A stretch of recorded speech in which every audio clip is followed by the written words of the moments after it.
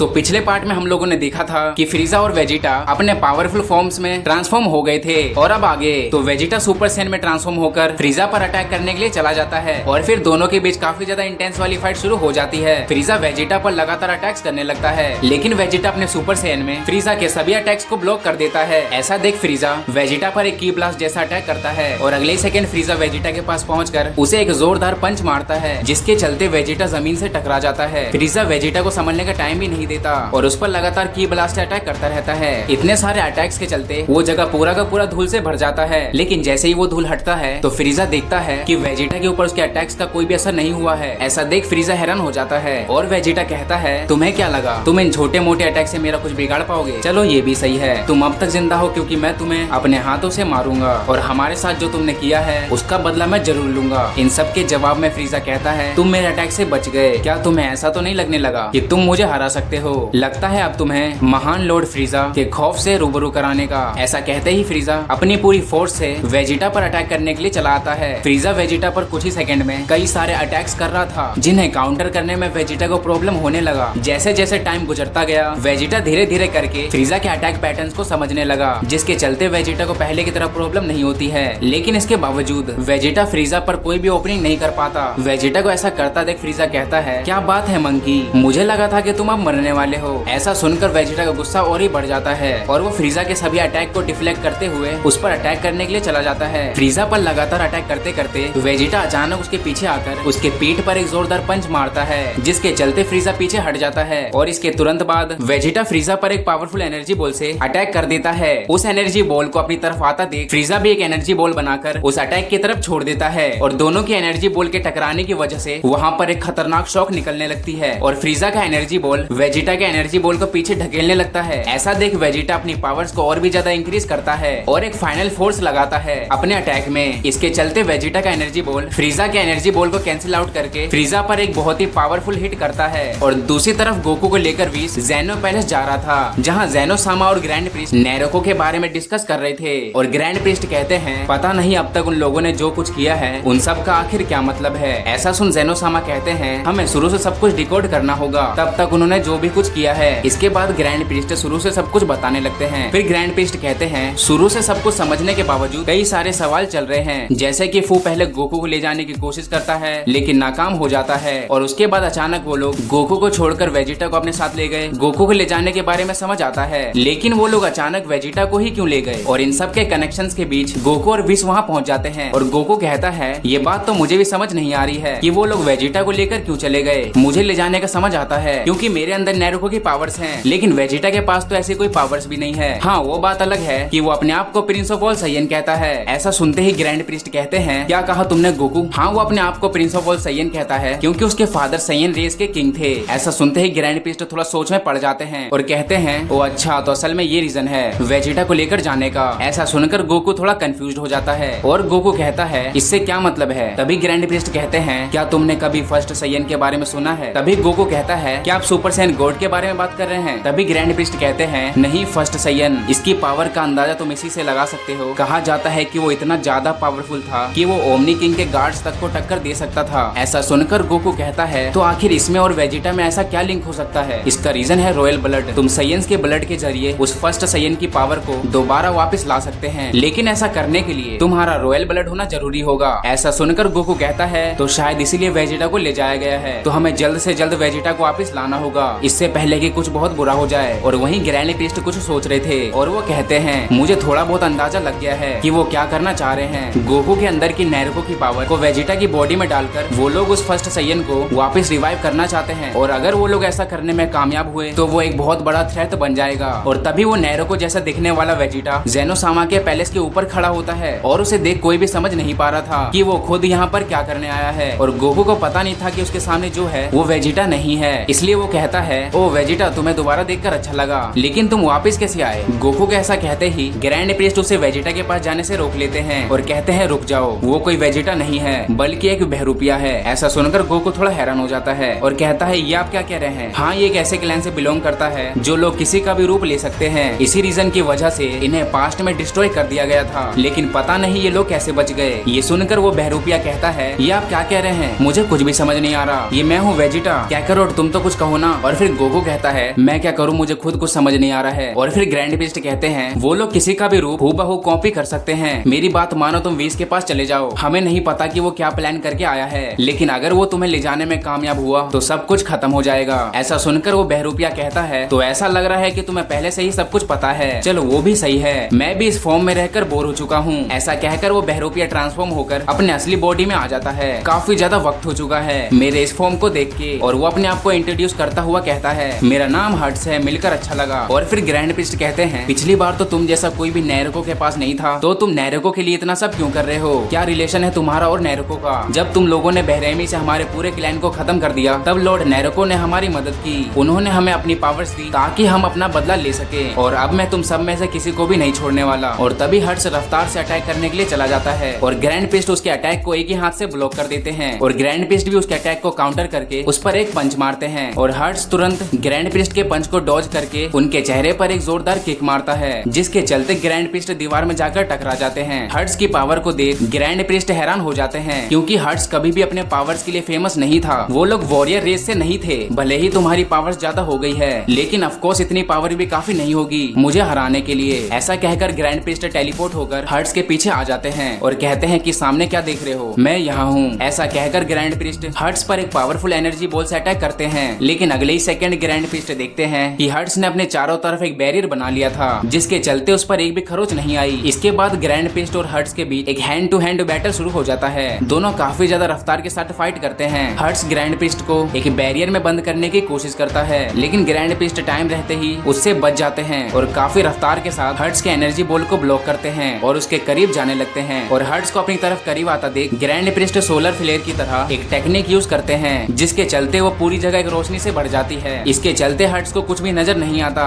और grand beast उसका फायदा उठाते हुए हर्ट्स पर एक बड़े एनर्जी बॉल से अटैक कर देते हैं, और उस एनर्जी बॉल से बड़ा एक्सप्लोजन होता है, जिसके चलते पूरा का पूरा जगह कांपने लगता है। उसके बाद हमें हर्ट्स को दिखाया जाता है जो कि काफी ज्यादा इंजर्ड हो चुका था, और वो कहता है लगता है मुझे उस चीज का यूज करना ही होगा, वरना मैं इसका सामना नहीं कर पाऊंगा। ऐसा कहते हुए वो अपने हाथ को आगे बढ़ाता है और एक छोटे से एनर्जी बॉल को समन करता है, और वो पावर ऐसा है कि अगर हर्ट्स उस एनर्जी बॉल को अपने अंदर एब्जॉर्ब कर लेता है और कुछ देर तक सब कुछ शांत हो जाता है, और कुछ ही सेकंड के अंदर एक एनर्जी का स्ट्रिंग शुरू हो जाता है। उससे जो फोर्स क्रिएट हो रही थी वो काफी ज्यादा थी। ये देखकर ग्रैंड बीस्ट और बाकी सब हैरान हो जाते हैं, और ग्रैंड बीस्ट कहते हैं मुझे कुछ भी सही नहीं लग रहा, विश चाहे कुछ भी हो जाए तुम गोकू को प्रोटेक्ट करोगे। ग्रैंड बीस्ट के ऐसा कहते ही और हर्ट्स अपने नए फॉर्म में पलक झपकाते ही ग्रैंड बीस्ट के पास पहुंच जाता है। तुम्हारा ध्यान कहाँ है ग्रैंड बीस्ट? ऐसा कहकर हर्ट्स ग्रैंड बीस्ट को एक ऐसा पंच मारता है जिससे वो पैलेस के बाहर चले जाते हैं। इसके बाद हर्ट्स पैलेस की तरफ जाने लगता है। ऐसा देख ग्रैंड बीस्ट फुल स्पीड में हर्ट्स के सामने जाकर खड़ा हो जाता है। इतनी भी क्या जल्दी है, जरा मैं भी तो देखूं तुम्हारी इस नई फॉर्म की पावर। ऐसा कहते ही ग्रैंड बीस्ट अपनी पावर को इंक्रीज करने लगता है। ग्रैंड बीस्ट की पावर धीरे धीरे करके बढ़ने लगती है और हर्ट्स भी अपने पावर को इंक्रीज करने लगता है, और दोनों की पावर्स एक दूसरे से टकराने के कारण काफी ज्यादा फोर्स क्रिएट हो रहा था। इसके बाद दोनों एक अटैक कर रहे थे, और उन दोनों की फाइट को देखकर गोकू कहता है उन दोनों की स्पीड तो मेरी लिमिट के भी बाहर है। वहीं हर्ट्स ग्रैंड बीस्ट पर अपने क्यूब की मदद से अटैक करते हैं, जिसका इम्पैक्ट इतना ज्यादा होता है कि एक एक ब्लास्ट से पूरा का पूरा पैलेस का हिस्सा गायब हो रहा था, और धीरे धीरे करके हर्ट्स के अटैक के चलते ग्रैंड बीस्ट को काफी ज्यादा डैमेज पहुंच रहा था। ऐसा देख हर्ट्स कहता है हमारे पूरे रेस के साथ तुम लोगों ने जो किया है ये उसका बदला है, अब तुम्हारे मरने का समय हो चुका है। और गाइस ये पार्ट यहीं तक था, इसका नेक्स्ट पार्ट जल्द आएगा। So thanks for watching and bye bye.